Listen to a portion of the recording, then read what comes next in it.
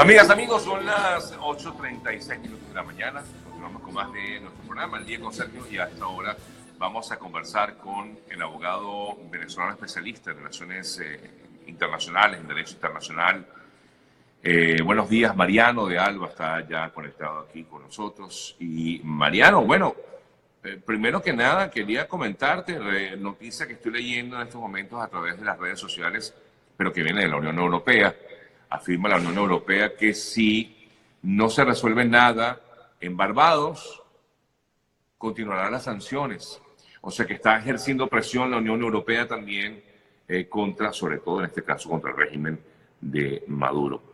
Y ayer veíamos a un Josep Borrell, como también representante del Ministerio de Asuntos Exteriores de España, exigirle también, o más que exigirle, hablar sobre el tema de este diálogo, y dice que al final, pues como que es lo que queda. ¿Es lo que queda realmente, Mariano? Buenos días. Hola Sergio, buenos días. Bueno, muchísimas gracias por la invitación.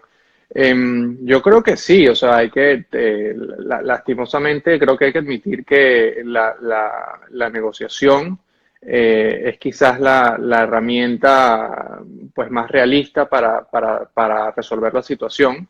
De alguna forma es lo que le queda pues al presidente Juan Guaidó. Y obviamente, como tú bien señalabas, hay una fuerte presión internacional para que ese diálogo continúe. Y lo veíamos ayer en las declaraciones del señor Borrell, donde pues básicamente él decía que si bien quizás había que tomar sanciones contra aquellas personas involucradas en graves violaciones a derechos humanos que fuesen responsables, como por ejemplo la gente involucrada en el asesinato del capitán Acosta Arévalo, la Unión Europea tampoco quiere hacer nada que pues de alguna manera afecte ese proceso de negociación. Y yo creo que eso es un error. Yo creo que la Unión Europea está siendo muy conservadora. Yo creo que todos los elementos apuntan a que es muy improbable que de esa negociación vaya a surgir algo concreto.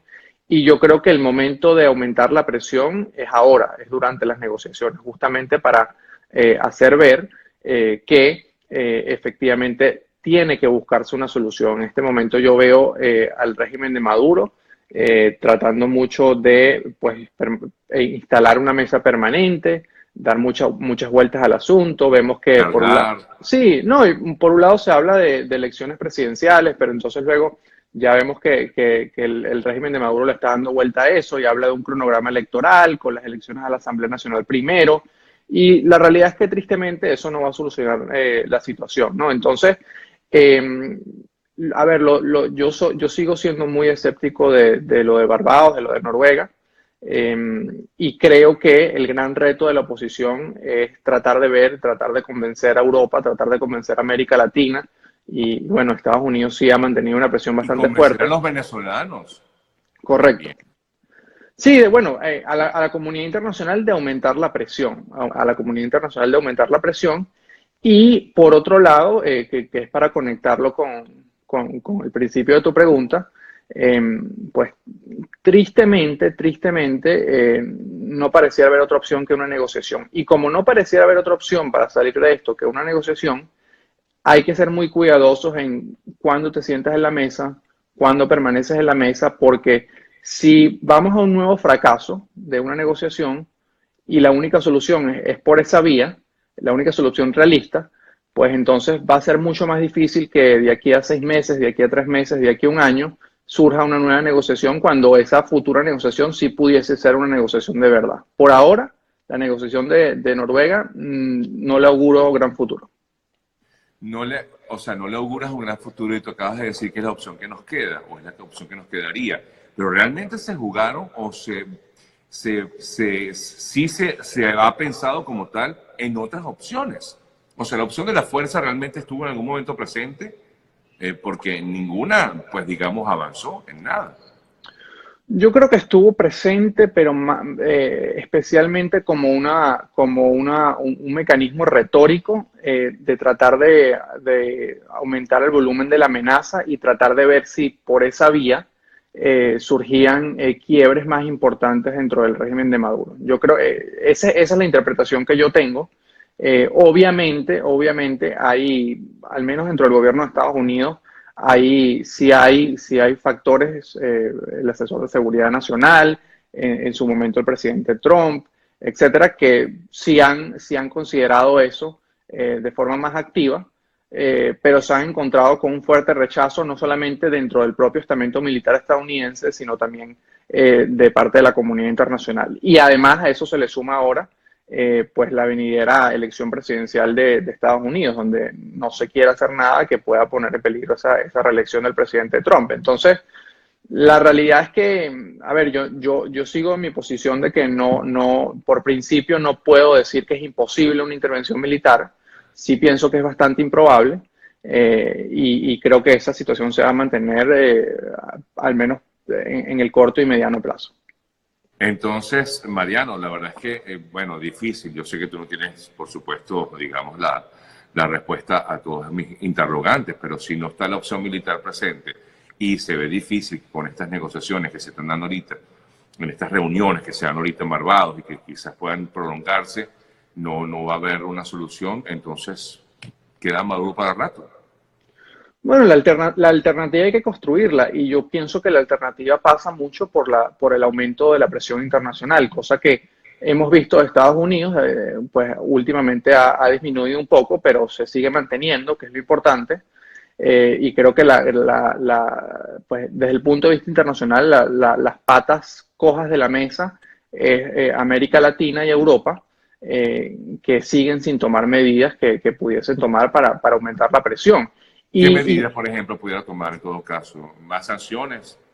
Bueno, yo creo que más sanciones creo que sería positivo, más sanciones a funcionarios del régimen para tratar de aumentar la presión, pero más allá de allí hay que hacer un trabajo de investigar los frutos de la corrupción en Venezuela, que están en países de América Latina, que están en países europeos. Creo que eso pudiese causar bastante molestia y presión hacia el régimen por parte de testaferros, por parte de bolichicos, a buscar una solución.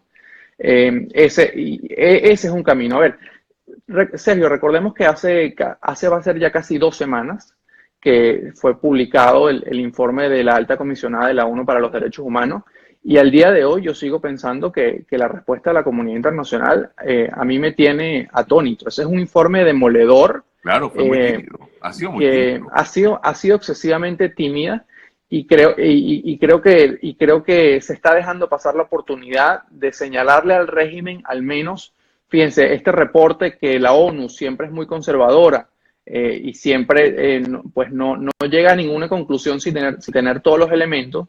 La comunidad internacional está dejando pasar eso cuando pudiese ser su carta, pudiese ser su excusa para aumentar la presión internacional. Entonces,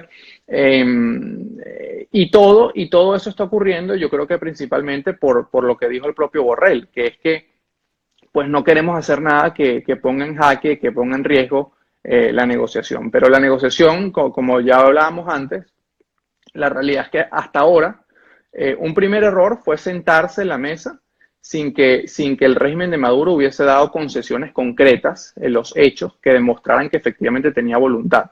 Y ahora claro, estamos que ni siquiera hubo liberación de presos políticos, Exacto. Mariano, como en un Sí. principio se había hablado. O sea, hubo 2 liberaciones, entre comillas, o sea, que algo muy tímido también. Muy tímido, muy tímido, y claramente insuficiente. Es correcto. Y luego estamos hablando de una situación ahora en la cual las negociaciones continúan, y sigue a haber sin ninguna concesión, sin ninguna demostración concreta del régimen de Maduro de que efectivamente está dispuesto a buscar una solución. Entonces, si eso no existe, si yo puedo tener toda la mejor voluntad de solucionar un problema que tengo contigo, pero si tú tienes un historial de sencillamente engañarme y buscar tiempo, y tú no me demuestras a mí que efectivamente quieres pues buscar una solución, pues no tiene ningún sentido que estemos sentados en la mesa. Pero claro, ahora la delegación del presidente Maduro del presidente Guaidó, se enfrenta al problema de que pararse de la mesa en este momento tiene un costo y puede quedar a los ojos sobre todo de la comunidad internacional como que es él quien no quiere resolver. Entonces, bueno, estamos en esa situación. Sí, nada sencillo, además de que tiene que lidiar con muchos detractores internos en Venezuela. No solamente hablo de detractores políticos, porque también vemos que hay una, digamos, toda una línea que va en vías y entendemos, es perfectamente comprensible porque las experiencias pasadas de los diálogos no han servido para nada. Y además de no solamente ese lado político, sino también luchar contra un pueblo que al final pues tampoco quiere ese tipo de diálogos. Claro, sabemos que hay un sector que ni siquiera está pendiente de eso, pero hay un sector que sí le interesa o está constantemente pues, pendiente de todo lo que ocurre con respecto a eso. Y es lidiar con toda esta, digamos, yo no quisiera estar en los zapatos de Guaidó, te soy sincero, o sea, es como estar, ¿qué hago aquí? ¿Qué hago acá? O sea, es muy, pero muy, muy difícil. No sé si al final pues terminará pasando otra cosa internamente en Venezuela para acabar con esto. Bueno, a ver, creo que desde ese punto de vista de lo interno, quizás otra de las grandes deficiencias que tiene la mesa de negociación auspiciada por Noruega es que no están todos los actores. O sea, recordemos cómo viene esta historia. Esta historia viene luego de un 30 de abril, donde al menos algunos efectivos del sector militar venezolano se pusieron del lado del presidente Guaidó. Y muy poco tiempo después surgió esta posibilidad de la mesa de negociación, o se instaló formalmente, ¿no? Con unas reuniones iniciales en Noruega.